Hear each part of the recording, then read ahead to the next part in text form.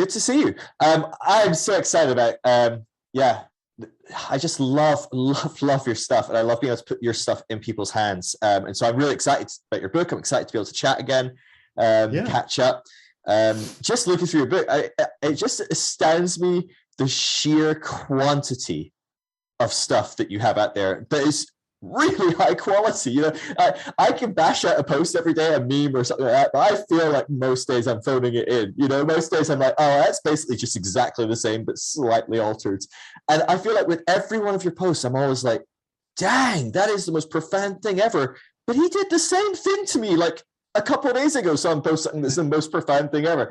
And so I don't know how you do it, but it's honestly nice. But even flicking through your greatest hits, and I feel like between me seeing your stuff and then people tagging me in your stuff or sharing it with me, I feel like I must have seen everything that the Naked Pass has ever had. And I was flicking through these greatest hits, and I'm like, how is there like 20 or 30 of these 100 plus? Is it 100 or so? Is it 125? Yeah. I feel like it was a good 20 I had never seen, and I'm like, how did they slip under the radar? So, well, there are a couple that are new.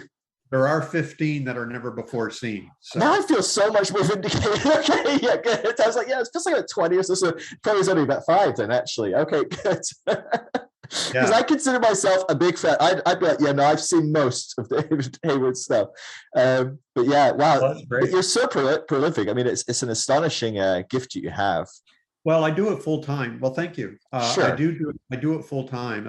That's all I do. I'm just drawing and painting and writing and interacting with people online, and so it's you know, that's my real job. I'm not working outside the house, you know, and you know, I started the blog when I was a pastor, so I can only sort of slip in and out of the blog now and then, and social media has grown and all that, but yeah, I'm busy. Still, it's impressive because I mean, I do this full time as well, and there's certain things that when you do full time, like talking with people all day, every day. I mean, you could do that more than the hours that you have, but that requires a very special set of skills and energy in and of itself. But there's something about creativity that I can sit down and try and create something for 8 hours and get nowhere. And then the next day in half an hour, I can create like 5 blogs or something. You know, it just feels like it just flows.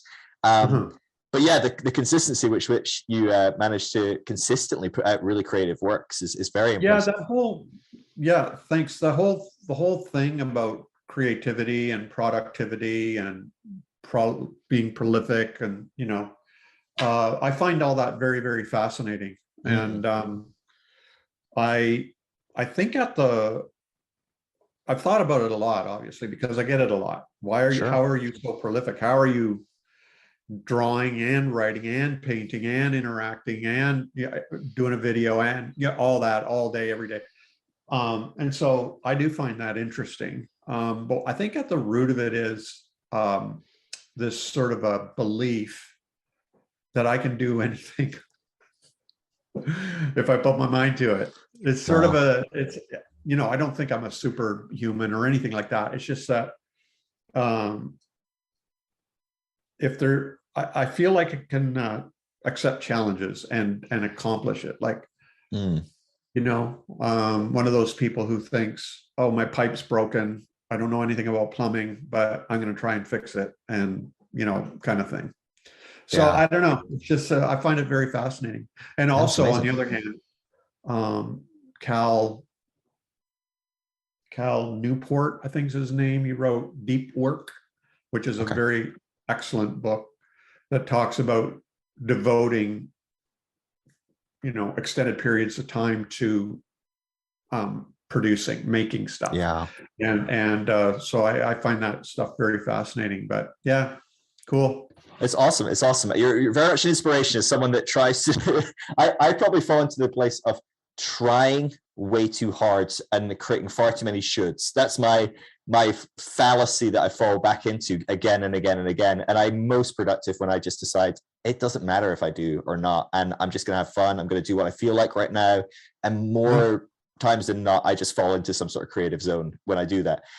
So yeah, I can fall into the trap, but I'm always looking at certain people, and you never see the story behind the scenes, right? You just see the thing that they're producing, and you just go, oh, it must be so easy for them, or, you know, whatever. But yeah, you're very inspirational. I know that, I mean, the sheer amount of stuff that you put out, I mean, you must be reaching so many people through that. I mean, I I laugh because you're like, you touched base with me last week and you're like, hey, I'm bringing out a book. Do you want to let some of your people know? And I'm like, my people are your people. I'm like, the Venn diagram of people that follow me who also happen to follow you is a circle. Now, the other way around, definitely not. If you reached out and said to me, or if I reached out to you, there'd be a lot of people that know you that don't know me. But I'm like, pretty much everyone that knows me knows you for sure, because I'm like constantly sharing your stuff or whatever. And so, I mean, it's incredible the amount of people that you're reaching, the amount of people that you're helping. How many people I talk to that say I first kind of came across some of these themes and ideas, or I first felt safe because I saw a cartoon. And what an amazing medium to help someone as well. You know, like it's probably the last place people think to find solace and safety, and seeing themselves in a mirror is a funny cartoon on Instagram or whatever, you know. It's like a secret weapon. Yeah, for sure. Yeah, it sort of amazing. slips in there. Yeah, and does its work in a split second. There's a weird dynamic with that. You know, people have said for years comedy is kind of one of the main mechanisms in which we kind of talk about some of the biggest social ills that there are. You know, we talk about these things that we can't talk about through comedy because on some level it disarms us. The whole mechanism of comedy is it comes with a twist. It gives you that little twist, punch, gut punch, you know, gets you where you weren't expecting, but you're laughing, you find it surprising, funny.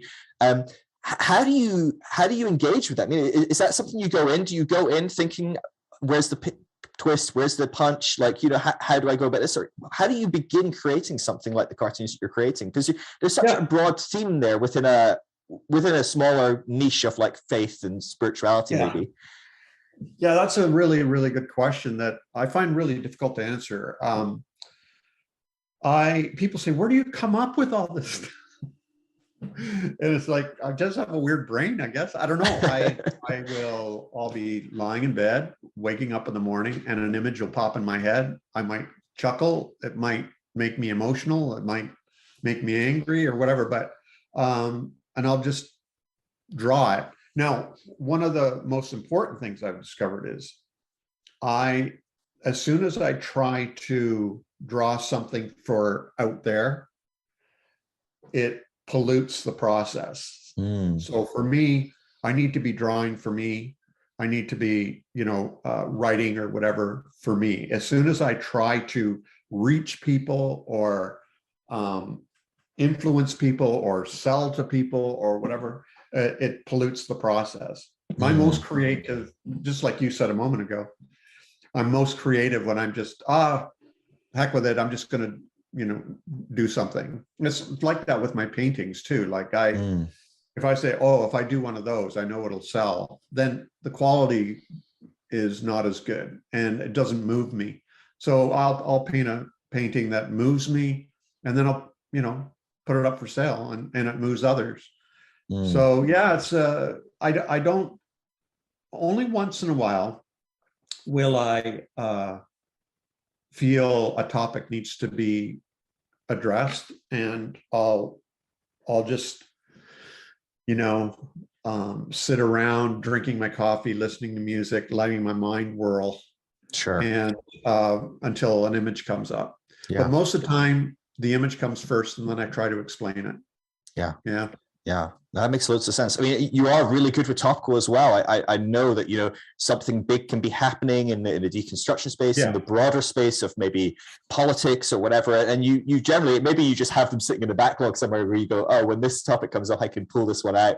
But a lot of times you do come up with something really great. I guess one thing that strikes me as interesting is it's very hard for me. So I get this a lot with people that engage with my stuff, is they assume that my stuff is what I think or what I believe. But a lot of the time I'm writing a poem or something, and I'm writing it from the perspective of a Christian that's struggling with their faith. I'm not still in that space. Or I'm writing it as the Christian's like wife who doesn't understand why her husband is, losing her faith and what's she going to do.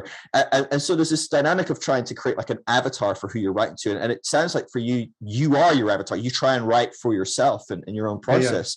But one of the things that I've seen in your work is it's so incredible how you capture the other. You really do. There must be a very high level of empathy within you, I guess. But you know, a lot of your works are about things that maybe you aren't. You know, I know you're. I don't know. Are you straight? You're married. If I think I remember right. But you engage with things like LGBTQ really well. You engage with things like race, you know, very well. As an older white guy, you know, like it's like, oh, here's the old white guy talking about race, but you do it incredibly. And so there's dynamics there where it feels like you are engaging with stuff that maybe isn't your day to day, right? And being able to create beautiful works of art that help people that are in a space that you aren't to really process and feel loved and feel connected and feel seen. How do you go about that, or what's that about?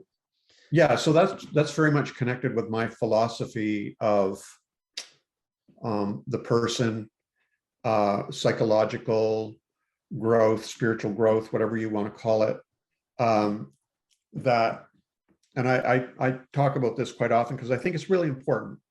I used to think of growth as linear, where you go from point A to point B, and you sort of leave the past behind you. Then I moved on to growth as stage, stage 1, stage 2, stage 3, where you sort of transcend and elevate and look down on your previous selves. Sure. And now I think of it as our growth as spatial, where we grow outward, and it subsumes everything that goes before. We're not leaving anything behind. We're not rising above our former selves. It all gets included, so that I don't look back on my previous selves where I was a crazy worship leader in a vineyard church where there was all kinds of charismatic stuff going on, and praying for miracles and demons and dancing and speaking in tongues, all that. I don't look back on that with shame or regret. It's just a part of who I am. It all gets integrated somehow. It all gets subsumed. So I do have empathy. I don't like making fun of people who worship that way. I don't like making fun of people who believe differently than I do. What I do go after, though, are beliefs and behaviors and systems, and sometimes people, but not so much anymore, that are abusive, unjust, greedy, stupid, all those things. I'll go after that, because I don't feel that's a valid part of the human makeup or experience. So so I do have empathy for people who are still in a place of like evangelical belief, or charismatic experience, or deep into Roman Catholic liturgy, Catholic liturgy, or whatever. I don't care. It's that's all surface stuff to me. What I care about is helping people feel empowered where they are, wherever that is, and help them feel empowered to step into their own freedom and become autonomous and spiritually independent. So that's what I really care about. And that's why I have empathy for people who are wherever they are on the spectrum. Yeah, no, that's beautiful. I think that's really huge. And I think you can look across the broad landscape of people that have some form of platform within the space of deconstruction, and you can see people engaging with that topic, with creating communities, whatever it is they're doing, talking on podcasts, creating art, doing that very differently in a myriad of different ways. And it is common, I think, especially early on in people starting to deconstruct, starting to question their faith, question what's going on. It's very common for people at the beginning of that process, in my experience, anecdotally, just observing, although actually we've got some data coming out that points to it as well a little bit, that there's a lot of demonization of what has just been. There's it's very easy for people to look at it and regret the time they were in, feel angry about it, maybe blame people that were leaders in that position. You were hoodwinking me, you were lying to me, when probably their leaders genuinely believe that that's true. They're not lying, they just don't know what you think is true now. That's right. And it's quite in my experience, it's been quite fascinating trying to help people navigate that process, look internally, listen to the pain, listen to the hurt, listen to the fear, the guilt, the regret, the shame. There's so much going on there. And start moving forward into trying to integrate some of the past. Can you talk, because I know you've been helping people do this for much longer than I have, for longer than maybe most people have in this space. How have you kind of, because I feel like you're quite intentional with this as well in some of the other spaces. Maybe this is less common in some of your cartoons, which I think is probably where most people engage with a lot of what you do. But I feel like even with your Lasting Supper and creating spaces that you've created, can you talk a bit about maybe how you navigated that and maybe how you see other people might be able to navigate that? Well, you're talking about recovery from church trauma, spiritual abuse, and things like that. Is that what you mean? But maybe without. I hate the saying because it's been so abused of like throwing babies out with bathwaters or anything like that. But I guess what you're talking about there with as we grow spatially, to do that healthily without it becoming about stages where we reject the prior stage and disdain the stage ahead of us. When you grow spatially, you have to integrate the stages that have come before, the space that has come before. It has to still be somewhat integrated into who you are. And I see you doing that really well. I wonder if you could talk about how people might be able to try and do that as they deconstruct, as they grow. That might be a tool that helps them do it in a more healthy way, helps them move forwards more effectively, maybe. Yeah. So this is where empathy really has to kick in, and compassion. Like I, even though I was a pastor, and even though I served other pastors and spiritual leaders, I experienced a lot of spiritual abuse, and some of it alarming when I think back. And some of those abusers of me are still alive and some aren't. And I had to process a lot, walking out of that. And that was all a part of my deconstruction as well. But on the other hand, I was a part of the system that kind of perpetuates that kind of a culture where, and I have cartoons about that, where spiritual abuse is rebranded to call it, instead of harassing, you call it discipleship, instead of correcting, it's shaming, where everything's rebranded so that it makes sense within that culture. And even having to deal with my own complicity in that whole process, believing that this was good for me, that it was okay for a spiritual leader to shame me and harass me and insult me and scare me and guilt me, because this was all a part of, kind of like US Navy SEAL boot camp, right? So a lot of it for me is, forgiving, moving on, also understanding that the system all perpetuates that, and do what I can to uncover that, expose it, challenge it. And, but also, on the other hand, it's kind of like AA, Alcoholics Anonymous.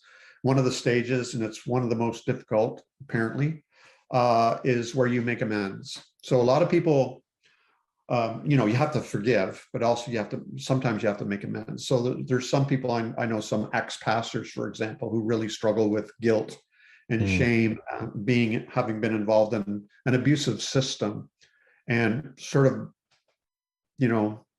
participating in that, and needing to go and where it would be helpful and fruitful, making amends with some people. I've done that myself, looking back, feeling, ooh, you know what, I probably crossed the line and took advantage of the power I had to manipulate people, and gone and asked their forgiveness for that. So yeah, it's very complex. But on the other hand, I don't know how many hands I've just mentioned, but the legitimacy and the validity of anger and experiencing that and going through that process is often withheld from a lot of people. And of all the emotions in, Kubler-Ross's stages of, dying, death and dying and grief and all that. Yes.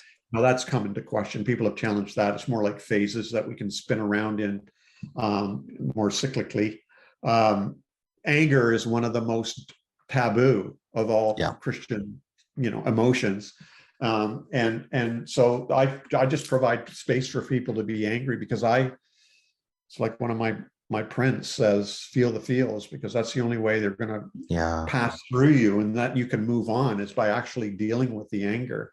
Some people, they can go into a room with a baseball bat and break dishes and boxes and whatever they can to and get rid of their anger in a couple of hours. And some people, it takes a couple of years or more. So that, I think that's important, is to actually feel and go through the anger stage. Yeah, absolutely.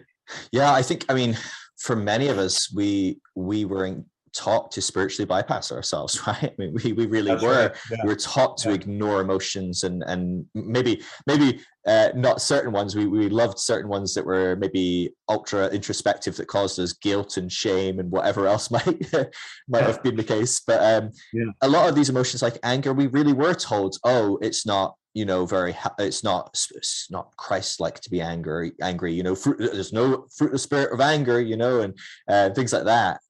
You're given a day, literally.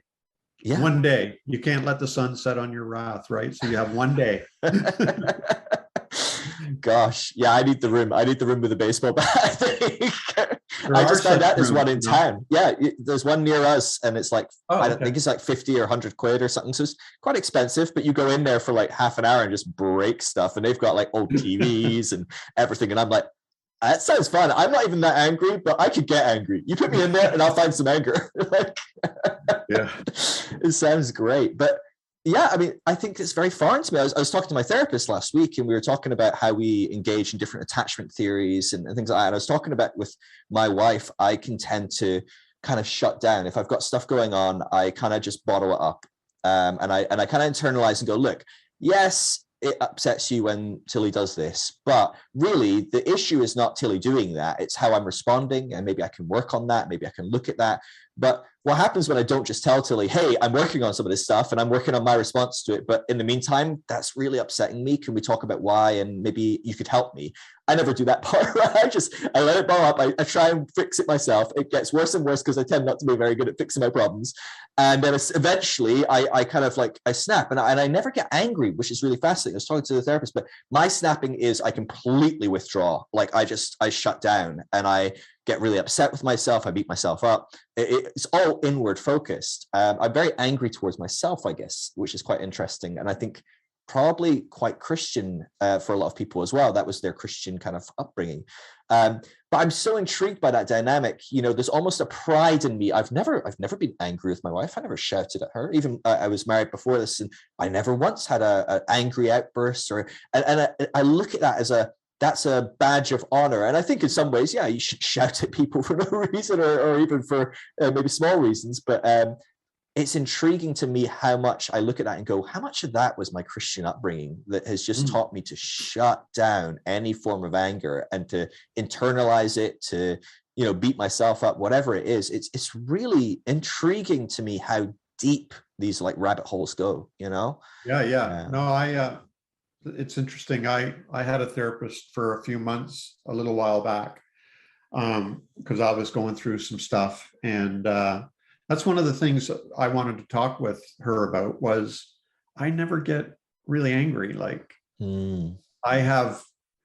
there's fight, flight, or freeze. And my favorite response is to freeze, where I just go numb and I don't feel anything. And to some people, including myself, not feeling anything is, you can feel like you're all right, when actually, that's not all right. And you need to be feeling something and to be in touch with those things. And one of the emotions that I don't ever remember, I don't shout either. I don't get visibly angry. I freeze. And that's how I respond to things that I'm really frustrated about, or I go into a funk or a zone. And those are, a funk is when I'm depressed, and a zone is when I'm angry. And just getting in touch with those emotions are, and it wasn't just religion either. It was in my home. I was the first of 5 kids, very responsible. I was the perfect child. And my, mom said I was always an angel. And I lived up to that, and so anger was one of the things in my life that suffered. And so it's very interesting, eh? Personal growth. And it is interesting. You mentioned that, but this is something I've been thinking about a lot as well. Is we just can't untangle our lives with Christianity. I think so much of the time as we deconstruct, we look back and go, "Oh, it's because of Christianity, X, Y, Z." Whatever. And that can be true a lot of the time. I think we can point the blame at many things within our religious structures, but so many of us grew up in a religious home, or maybe not a religious home, but a home that looked the way it did because of a certain puritanical way of running a world for so long based on religion or different things. And I think it's such a complex thing to unravel, that when you start to deconstruct, when you start to find autonomy, you can start to, live your life as the authority figure, not just receiving authority from on high or from a pastor or a book or whatever. It can feel overwhelming, because the truth is most people are overwhelmed just by deconstructing their faith. But that really, in a lot of ways, is maybe just actually a byproduct of what's actually happening. I was thinking about this recently. I've been trying to put together some materials to help people with this, but I was thinking about how really we focus on the change of beliefs, what we believe, but really that's just a byproduct of what's happened. What's happened is how we believe changed. We've gone through a psychological shift, and everything changes. And I think because we grew up Christian, everything is Christian, right? We don't have it, our job, our marriage, our kids, our purpose in life. Everything's all interwoven with this Christianity. But as soon as you can find areas that aren't interwoven or aren't as obviously interwoven, you realize, oh gosh, I've changed with those as well, or how I'm going to engage with those is probably going to change as well. Was there ways that as you went through your own deconstruction, you found, were there ancillary things around you that were changing as well as your faith when you went through this process? Can you think about that? Well, I tell this story so often, I'm always nervous it's a repeat, but I started deconstructing on graduation day when I graduated from seminary. I was a very young man, and just my first, I was deep into the Bible. I got a BA in Bible and theology. I got my master's in New Testament studies.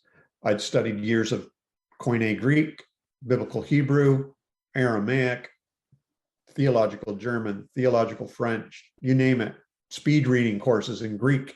We would just sit there and read through the Greek Bible and translating as we go. And I was a real geek when it came to the Bible, so that I would even preach from the Greek New Testament. Nice.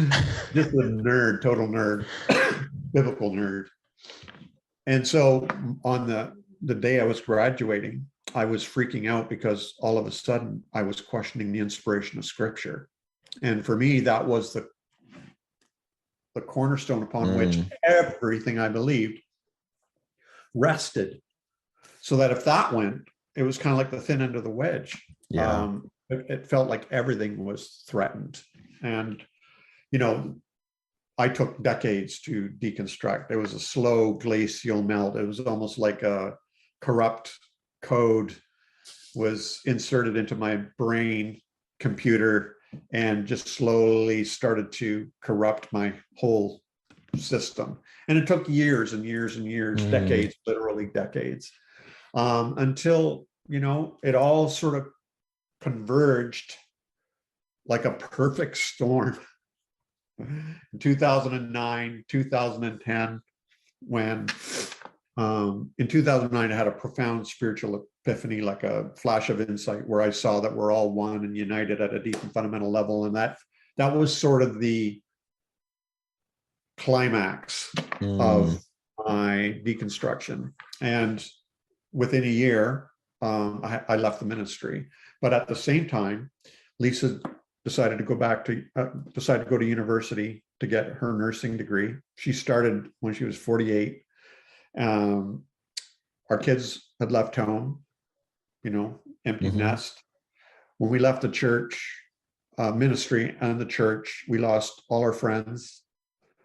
I lost my paycheck. I lost my sense of meaning and purpose in life, my destiny. I didn't know what to do.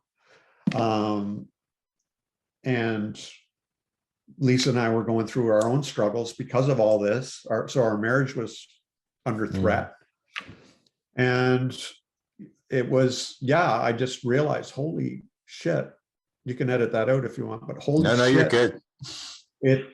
It's like my faith, or whatever you want to call that, was like a brain tumor that had tentacles going throughout the whole brain and was inoperable. So it's almost what it felt like, where everything was touched and affected by my belief. Everything, my friends, my money, my marriage, my sense of purpose, my sense of well-being, my sense of confidence, my family, like how you I remember Lisa and I sitting down to eat, looking at each other. Well, do we say grace anymore? Or, kind of thing. Everything was affected and touched by it. And yeah, you're totally right. It's like, it's incredible. That's why for so many people, deconstruction is so scary, because it does touch everything. It seeps into every aspect of your life. And it's basically, you're needing to learn from scratch how to live in this world. Yeah. And for me, I left the ministry when I was 52, and I felt like I was starting over. Yeah. It freaked me out, actually. I remember driving I finally got a job in a university teaching English as a second language to international students preparing for their master's in business. And I was teaching them Canadian business and English. And I was on my way to work, and I remember pulling over, freaking out that, like, Lisa and I were having trouble in our marriage, and our kids left home. I was no longer a pastor. We didn't have friends, and realizing I could just totally leave my marriage and move into an apartment and start going out with other women, and nobody would care. Nobody would even know. That to me was mind-blowing. I was crying. I was freaking out. But I sort of I could picture myself as an old man leaning over his little stove in a bachelor apartment with stirring craft dinner with a single malt scotch in my hand and a cigarette in my mouth, all by myself. I love that you've committed to not learning how to cook for this whole time. No, but that's what I could picture myself, a lonely old man who drank too much and smoked and lived alone and had ostracized everyone he loved, and lost, all dignity and everything, and finishing out my days, realizing I made a huge mistake. So, I got myself together, drove to work, and Lisa and I, I'll tell you honestly, she looked at me one day and said, "You need help." That's when I got a therapist. I started some coaching, getting coached. Yep. And, Lisa and I going together for therapy, and, now our marriage is better than ever, and our family is strong, and our kids are our best friends, and we're building up a stable of people we can call friends, and so on. So it took some work, man. It took some work, but I'd say 2 to 5 years it took us to. The first 2 years were, I was frozen, nothing got done, and then the next 3 years we put the work in and restored what could be restored. Yeah. It is, that's a great analogy, that the cancer, the tumor that just kind of, it spreads through the entire thing. It just is connected to everything. How do you remove it? Yeah. You can't. It's funny because, it's probably as apt analogy as I can think of, but it is to die and be reborn. You really do. Your life, your relationships, your purpose, your identity, your sense of security, your everything, friendships, community, your idea of if there's a God or not. And even if you do still believe in a God, that God that you believed before is gone. He's dead. Like, everything is gone. Anything that was stable is just completely lost. And well, I know even people message me or comment and say, I've left the church. And the number one thing I think people experience when they leave the church is loneliness. And they're like, yeah, how do I make friends? You know what? You sound like a 4-year-old. You sound like a father. How do I make friends? But it's true. Yeah. And the church kind of inoculates you from that as well. So this is actually, there's a lot of data on this, research, solid data on, if you ask people that have left the church, so this isn't necessarily deconstructing, but certainly de-churched, because a lot of people deconstruct, stay in the church, and maybe a good portion because they're scared of this dynamic. But when you ask people that are de-churched, what do you miss the most? Your relationship with God, your relationship, with this, with that, your sense of security, certainty. The thing that they miss the most is community. Again and again and again. Even people that have lost marriages and things still tend to say they miss the sense of belonging in a community more than even their failed marriage or whatever that's occurred because of it. And it is really a fascinating dynamic. But you talk to people, and so many people message me and go, I don't know what to do. Like, how do I begin? Even yesterday on one of my posts, someone commented and was like, well, yeah, but what do I do now? Like, how do you make a friend? And I'm like, it is interesting because when you were 4, you went on the playground and said, hi, do you want to be my friend? Let's go play. And it was kind of cool. And what's interesting is, okay, maybe not exactly the same language, but give or take, you got to someone in a pub, in the gym, you get talking to them. Most people out there excited to have more people in their life that they can connect with. Like, it's a great gold mine. People want to be friends. I know people who are not in the church and haven't been, and they're the same. They struggle. So that when Lisa and I, we are proactive. So we know if we aren't proactive, nothing will get done because everybody else is feeling the same way. Yep. They're feeling insecure. They are feeling unsociable. They're feeling like nobody would want to be their friend. They're shy. They're introverted. Whatever. There's all kinds of reasons. Busy. They're busy. Overwhelmed. Or maybe they just don't like you. That's possible too. So it's like there's all kinds of dynamics at play that. But I talk about that a lot too, about missing the community, because after I left the church, that was my probably number one pain, was just missing the community. And like that's the church's number one asset, I believe. Like, what other place can you go in on a Sunday morning and be handed a platter full of friendships and activities and support, things to do. People, like, whether you agree with it or not, there's something very powerful in your having activities throughout the week with the same group of people, gathering around common values, having a weekly potluck, having babysitters and mechanics and plumbers, giving you a hand, something for your kids to do, Sunday school, day to vacation Bible school, youth group.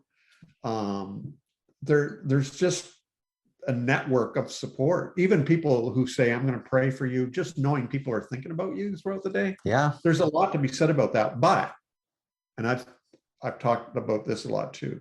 I'm very interested in cult dynamics. Yes. And, I watched quite a few commentaries and documentaries on cults, and to a T, every one of them, when they're interviewing people who've left the cult or escaped the cult, it's the same thing, man. They're like crying because they miss that intensity of intimacy in the community. And I started thinking, you know what, maybe that's not a good thing. Like, maybe that's unnatural. Like, maybe that's not normal. That intensity of intimacy. Because what often comes with that is you can have no secrets. You have to confess stuff. You have to be totally transparent. You have to be totally 100% dedicated and loyal. You can't question. you have to participate, you have to volunteer, you have to give your money. Like there's a lot of unhealthiness around that kind of thing. So it's just like people who've left a cult or escaped the cult or whatever, they're being interviewed. It's like, yeah, they were being totally abused. I mean, horrific, but they still miss that intimacy. Yeah. Even though it costs them so much. And so the church, I feel, has that same dynamic. Often a lot of us miss what was going on, but you know what? I don't want what came with it. Yeah.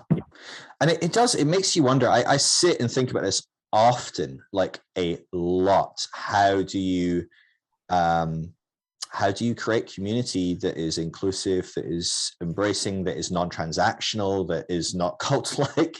And, try and create some of the dynamics there, like the safety nets for one another, the support systems, the love and the affection and the care and the ability to be vulnerable and whatever, but not require people to be vulnerable to the point where I need to know exactly what's going on at all times, or you're out because you're hiding something from me, or whatever it might be. That's suddenly a really unethical and unhealthy twist. Right. And it's such an interesting dynamic, because you have this craving in people. I think we, on some level, we were made to live in communities, made being a word, whatever your views on the origins of the hominids. We existed for a long time in these tight-knit communities, these tribes, these families. And as time has evolved and gone on, we have drifted away from that in a lot of ways. I don't know my neighbors very well. I know maybe either side of me, but that's about it. I can go and knock on the next door down, and I don't actually know them very well. And I've been living here for 4 years. And that's terrifying to me in some ways. I like the idea of knowing everyone in my street. I like the idea of getting to know people and having relationship. I like this idea of going to the same gym, the same coffee shop, the same pub. And I walk in and I go, hey, Jerry, Julie, Bob, and I know the people. I love that dynamic. And I've had that in different ways, give or take at different times in my life, in and out of the church. Right.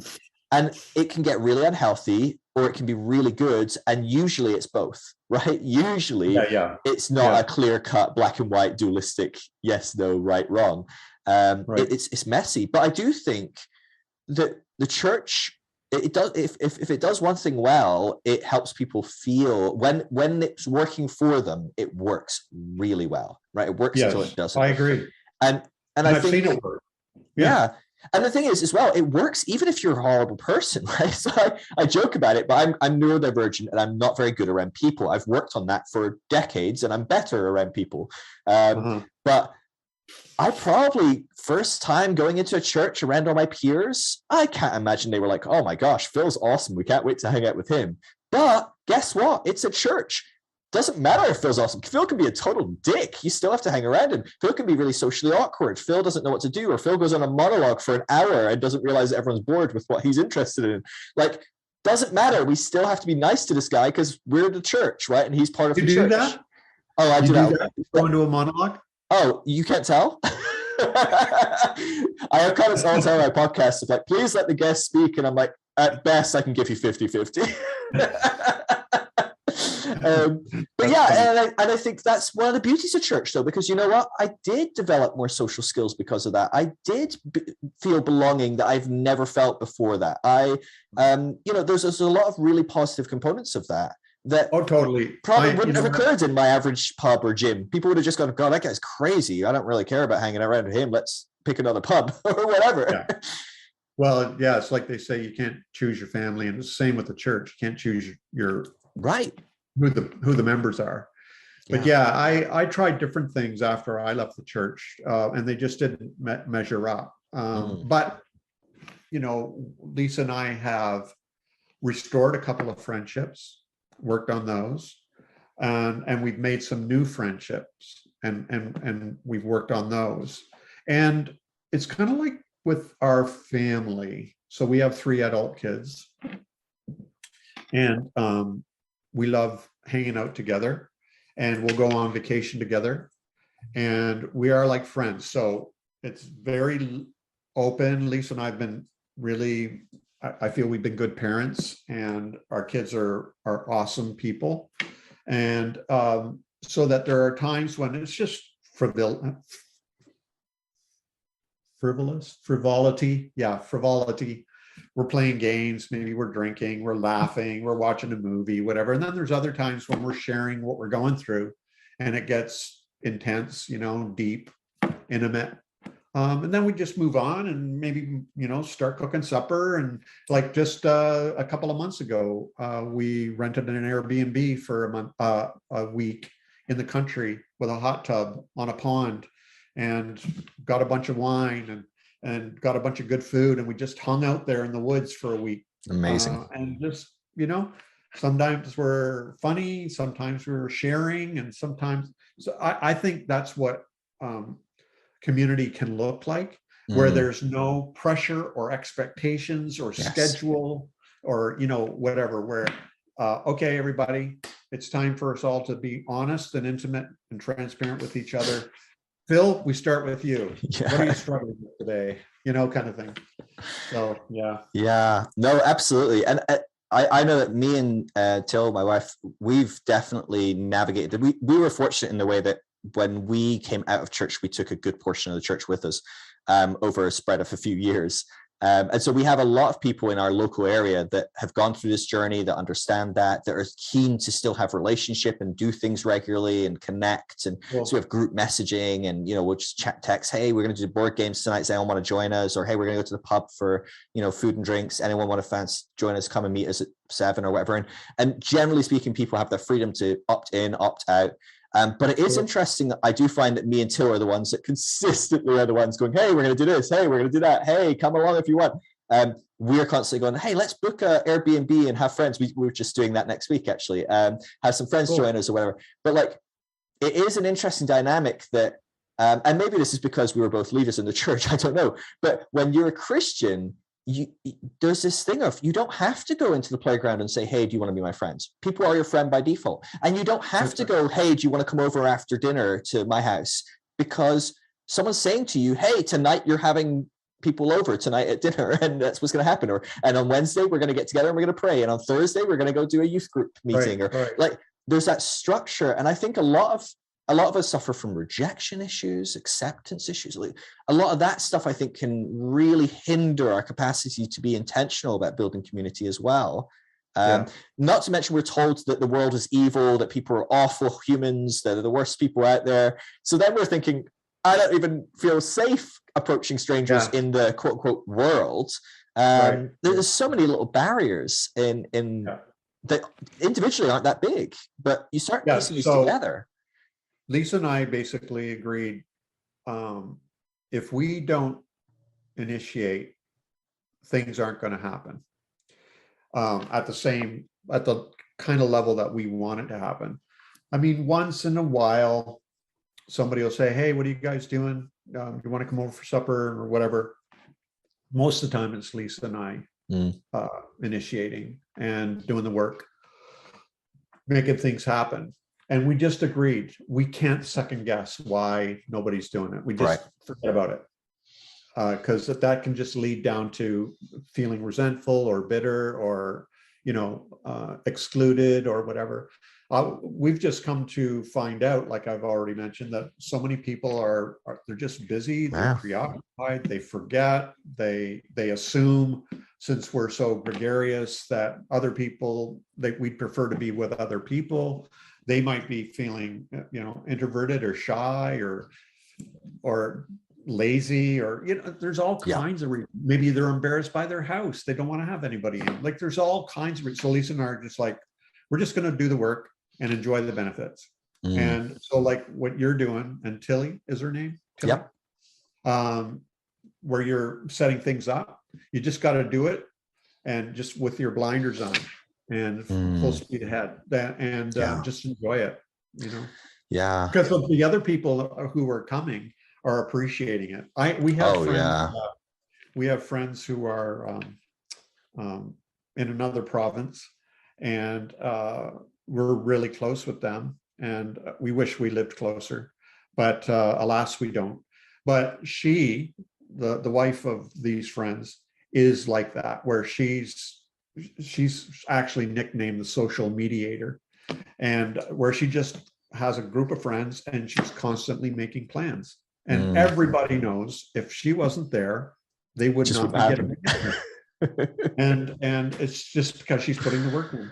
Yeah, man. And she's kind of naively like having fun doing it. And Thankful for these people. I'm sure once in a while she sits down and says, why am I always the one initiating and doing the work? You can't think like that. Just forget it. Yeah. Just do it.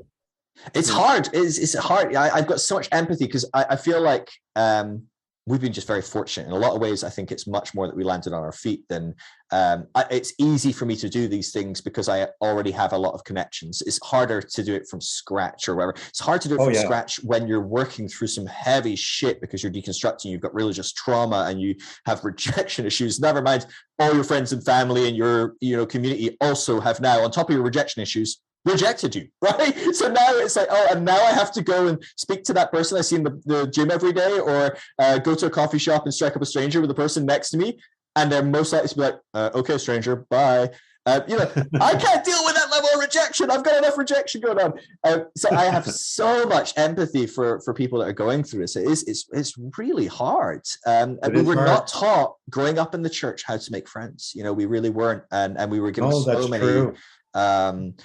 Maybe people that grow up outside the church probably weren't taught to make friends very well either. I don't know. I think it's just quite a natural thing for kids. No, and then all adults have no idea what to do now.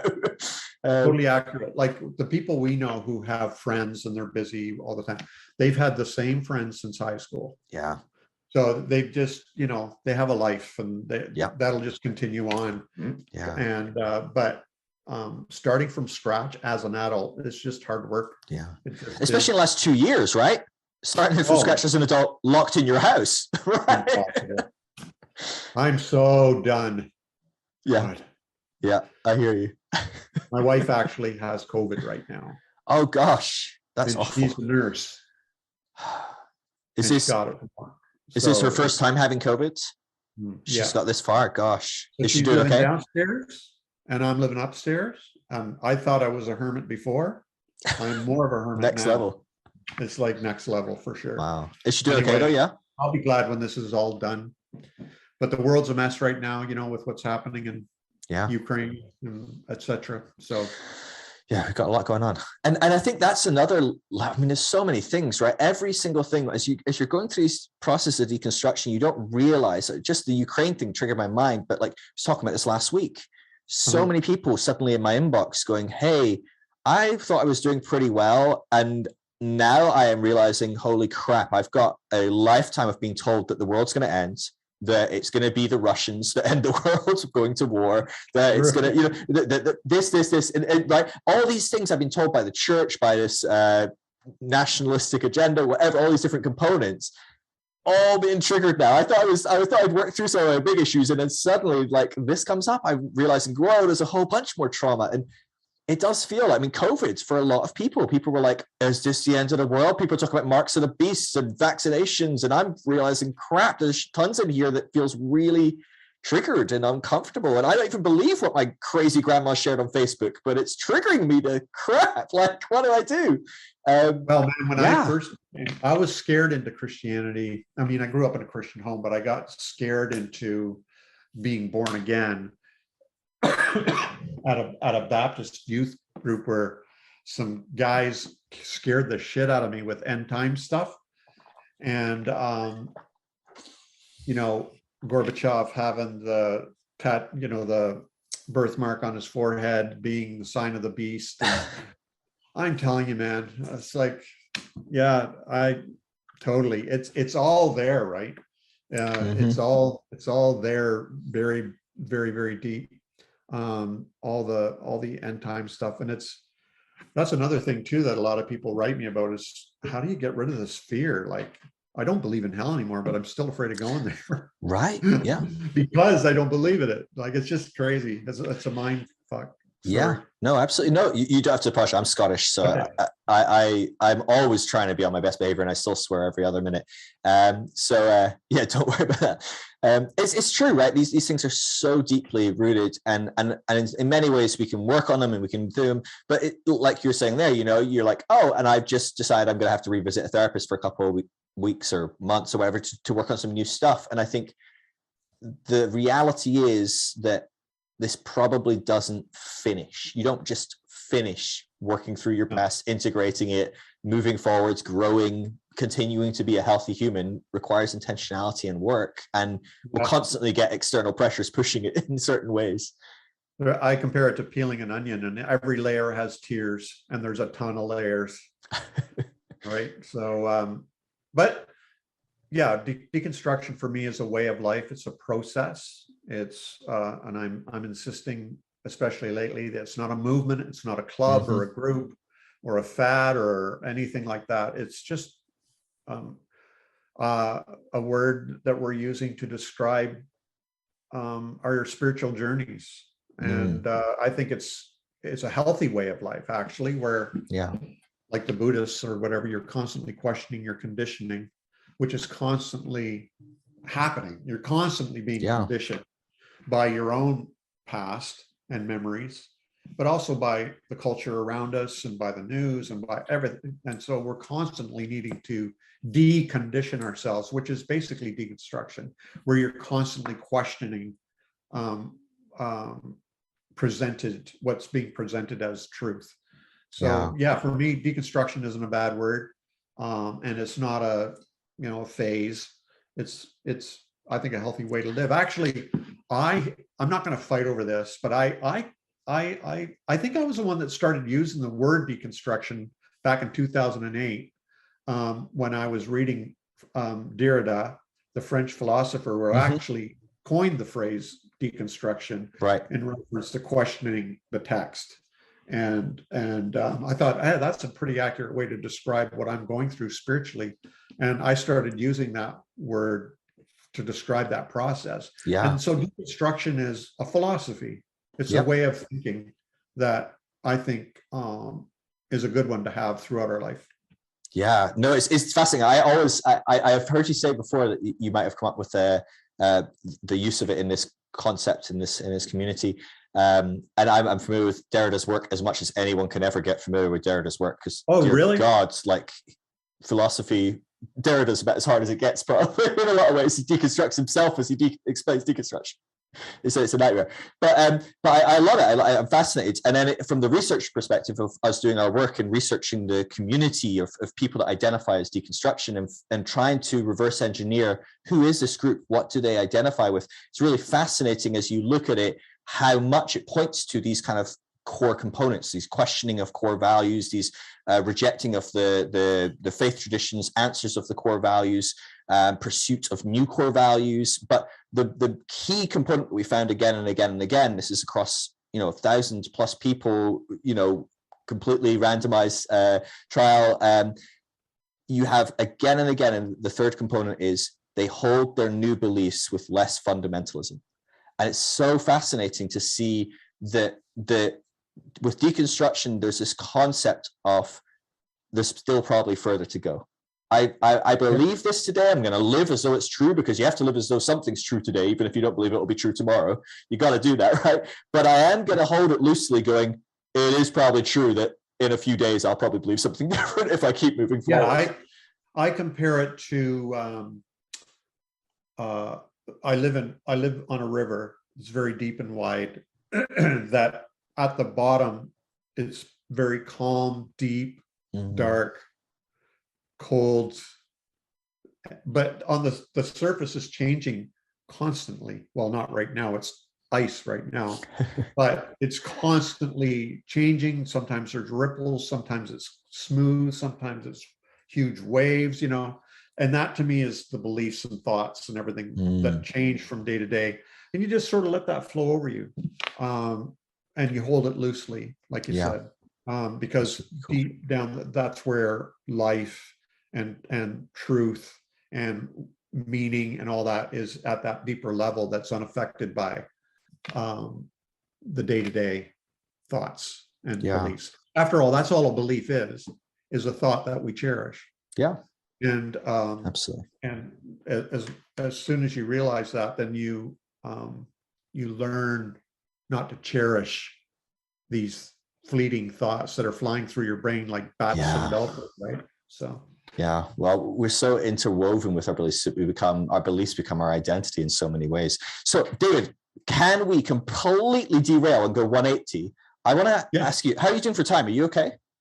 Yeah, I am. Yeah. Yeah. I want to ask you, so we are here to talk about your new book, and we're going to plug that towards the end. But I want to ask you about one of your other books that you've written that I think is one of, I don't know, you probably know this how much they get sold or whatever, but I feel it's one of your least known about products that I probably mention at least once every 2 or 3 days to someone. And it's the Till Doubt Do We Part. Oh, And I would love to talk to you about the dynamic of navigating relationships where the deconstruction is not on the same page. Deconstruction is maybe happening for one, not for the other, or maybe there's deconstruction going on for both people, but they're not at the same pace and different dynamics like that. And I know your book was so helpful for so many people, and it has been so helpful for so many people that I've recommended that to.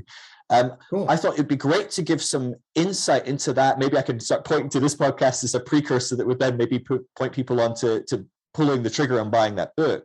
But can we talk a bit about that? Like, I think this is such a huge issue. Yeah, I mean, absolutely. it's very rare that two people deconstruct at exactly the same time. No. Yeah. Yeah, if you ever want to, I'm open to this. If ever you want to do a live or something where we can That'd be great. questions about that very topic, because I'm very passionate about it. I wrote the book basically because our marriage nearly crashed. We'd been married for decades, and we were, like I said, our deconstruction was slow, like a slow glacial melt, but it really it was all converged, like I said, when I left the ministry, and everything changed. It was like a bomb went off in the middle of our lives, and everything changed. And I shut down, froze, and our marriage began to suffer. And I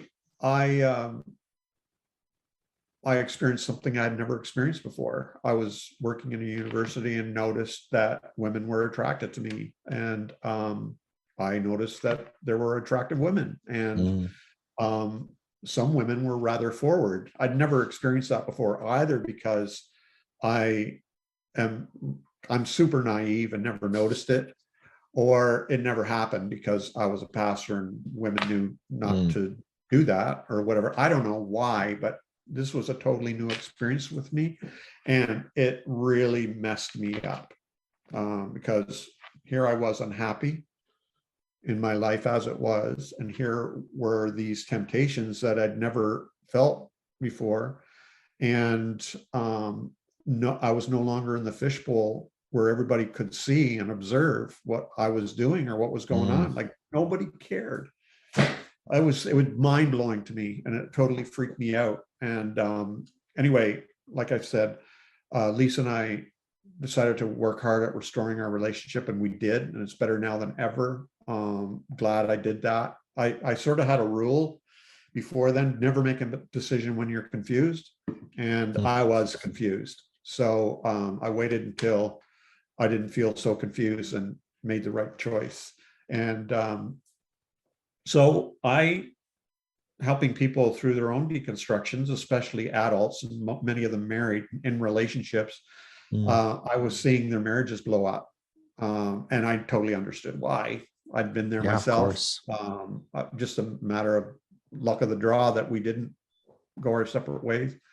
So I decided to just write a series of blog posts on it, with the intention of, when I had about 30 posts or so and cartoons, that I would compile them together into a book.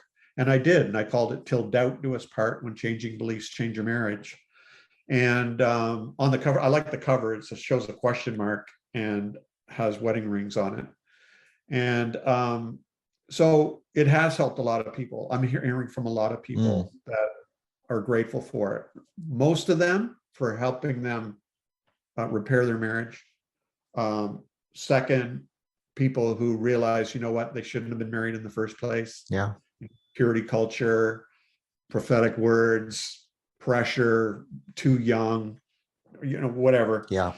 And then others who just realized that it wasn't going to work. and Yeah. divorced or whatever. But most of them have found the book helpful to restore their relationship.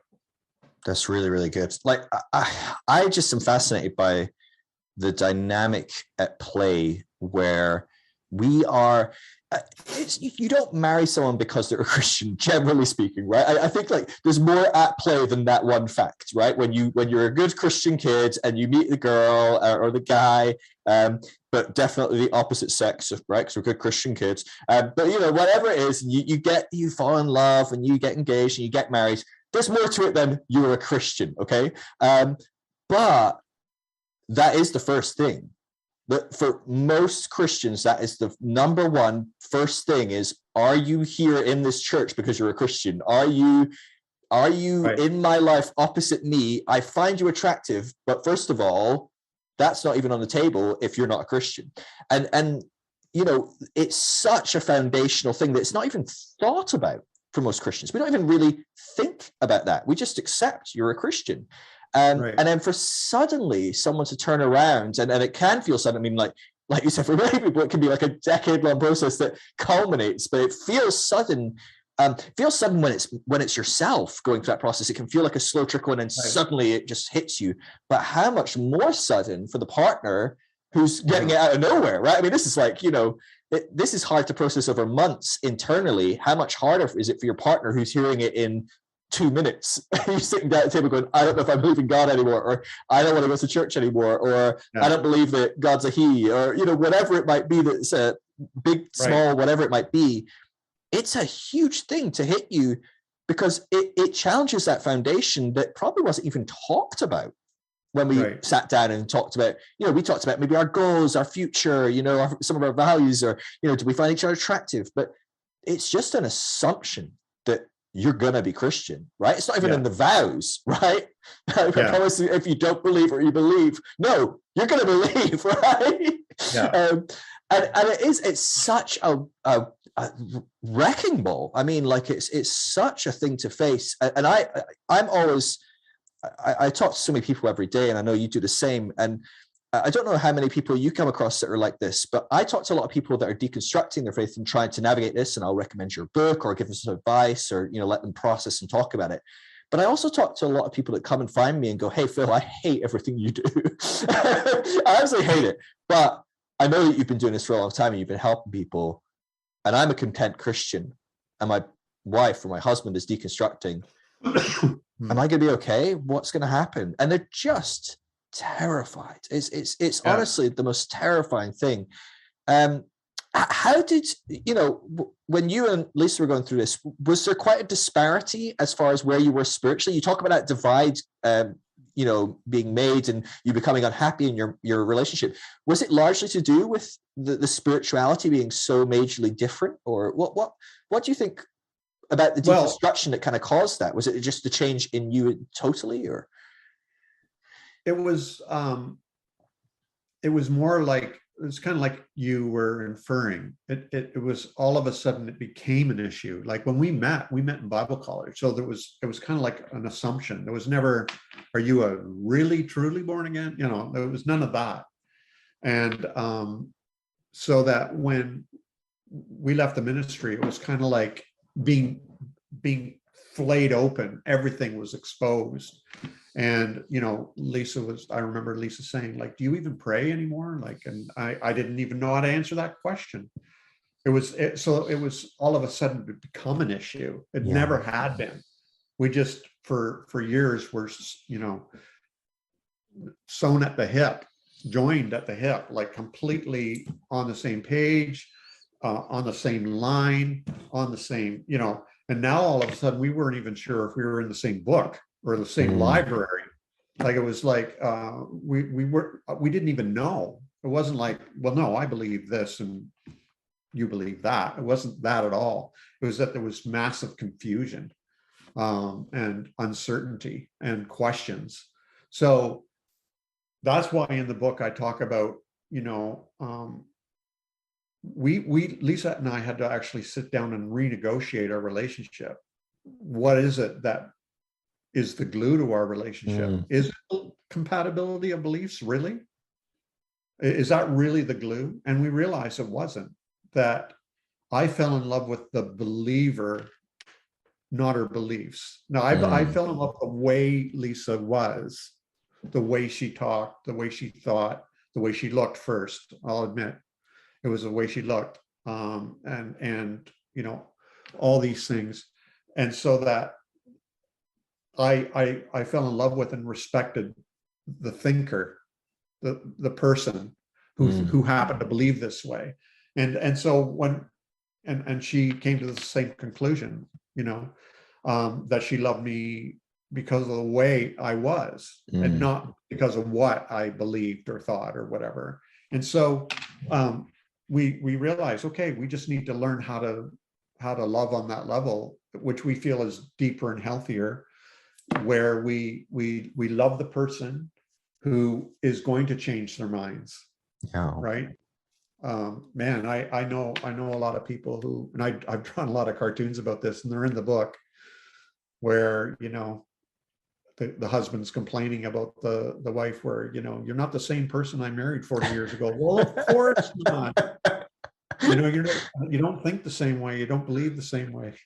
Of course, I draw the woman like she looks like a demon, right? Because whatever, just to make it funny. But yeah. I mean, joking aside, when we look at kind of conventional faith, generally speaking, sets perfection in stone, and it goes, this is it, this is right, this is the way should be, whatever it might be. And in some ways, our beliefs, you know, so you can't change your beliefs because that's moving away from this perfection. You can't change who you are because that's moving away from this perfection, you know. We demonize change in a lot of ways. By default, we're taught to demonize change, to fear change, whatever it might be.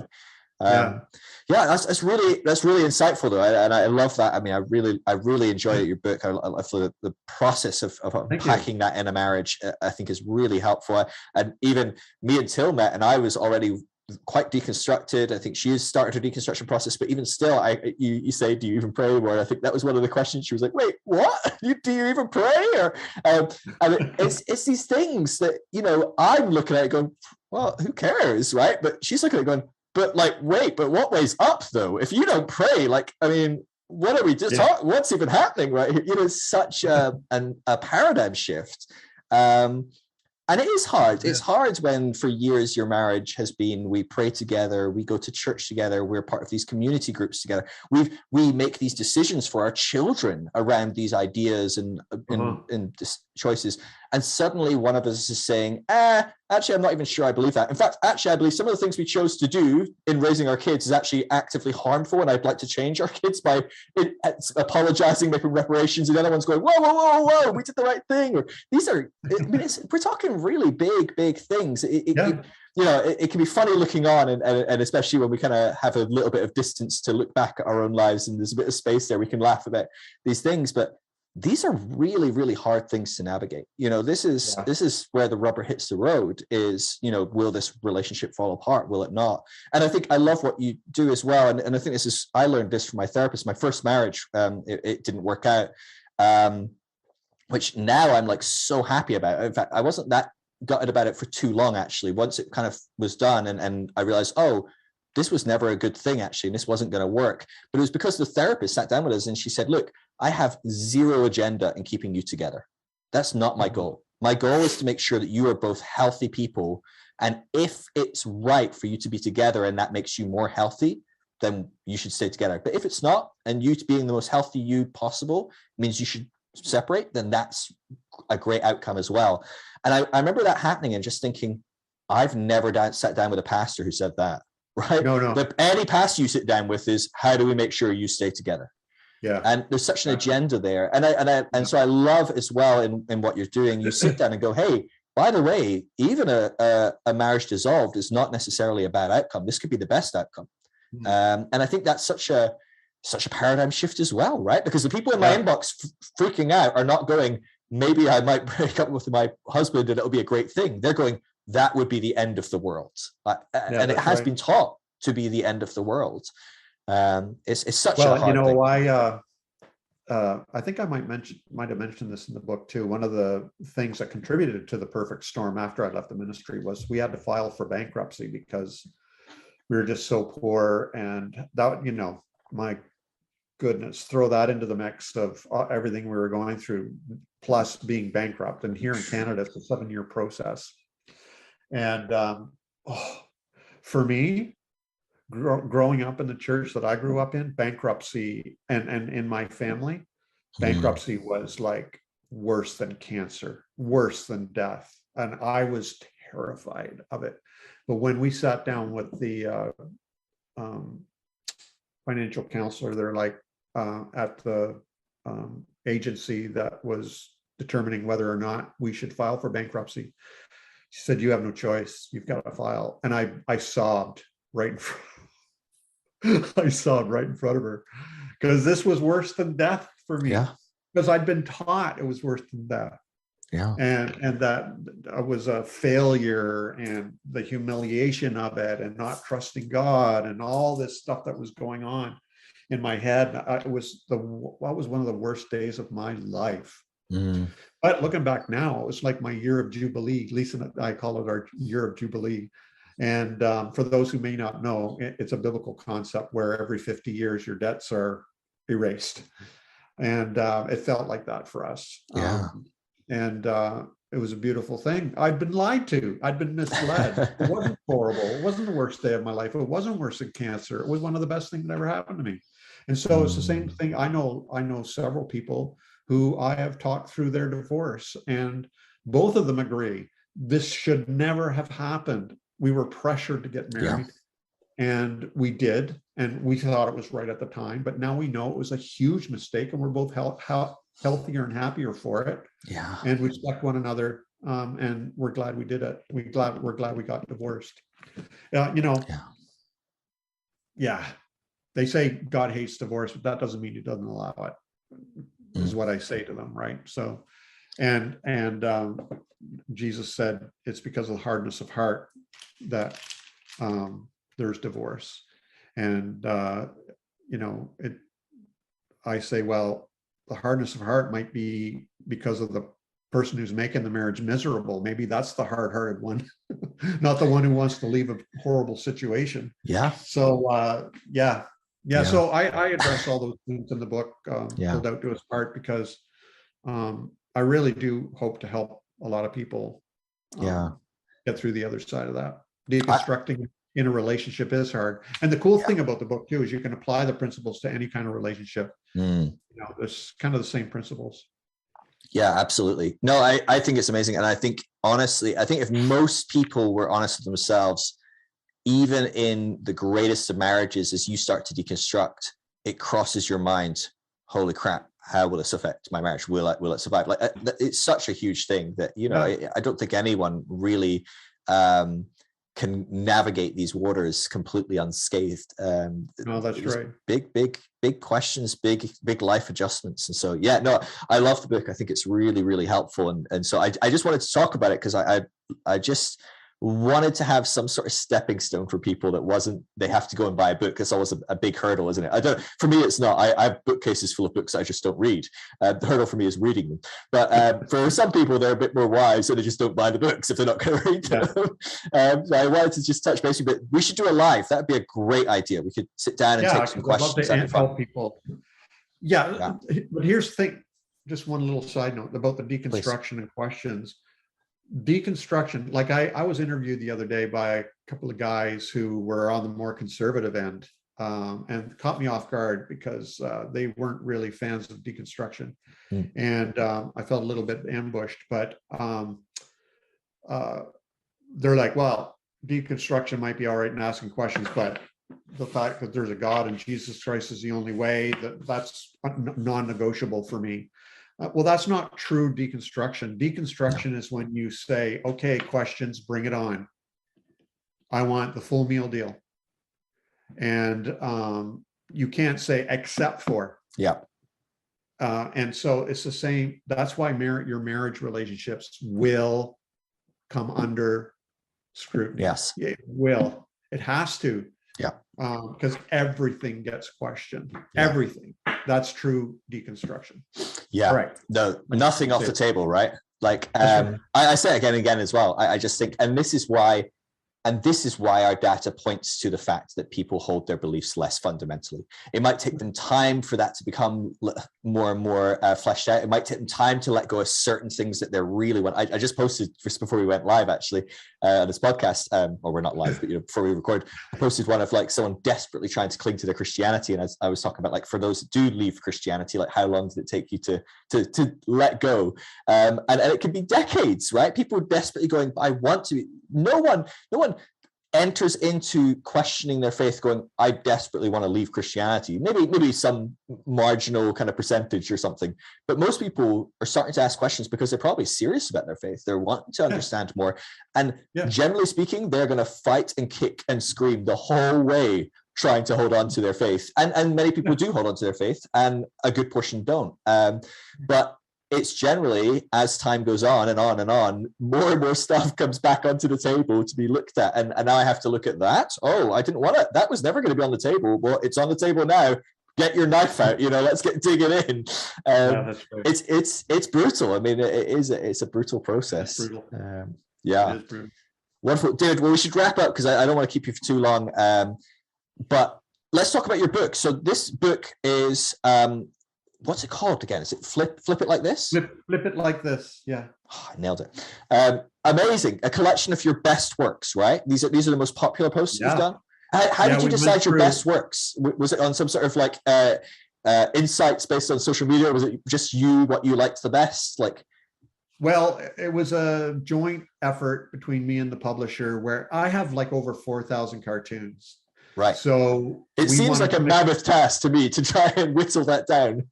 Yeah. So we decided, okay, let's pick about 110 of your most cherished cartoons, and then let's do about 15% original, never before seen.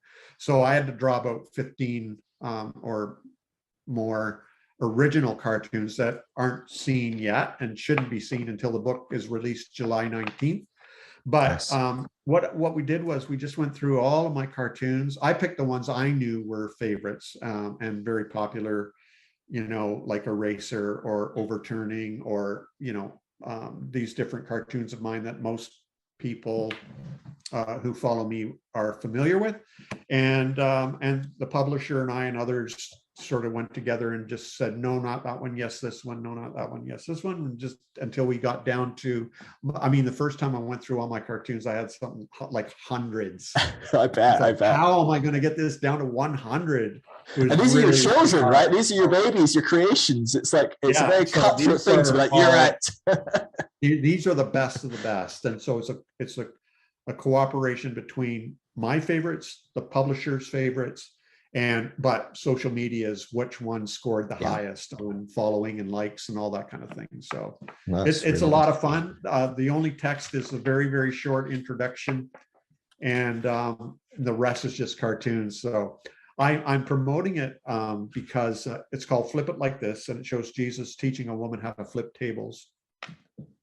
And it's what I love about it is it's going to be under $20. And I can just see people giving these as gifts to their families.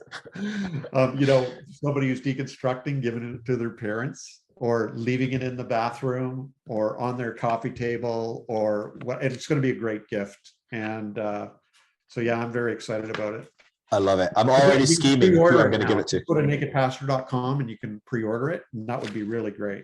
Yeah, absolutely. We'll have links below. Video, podcasts, wherever you're on, there's links there for people to click and buy.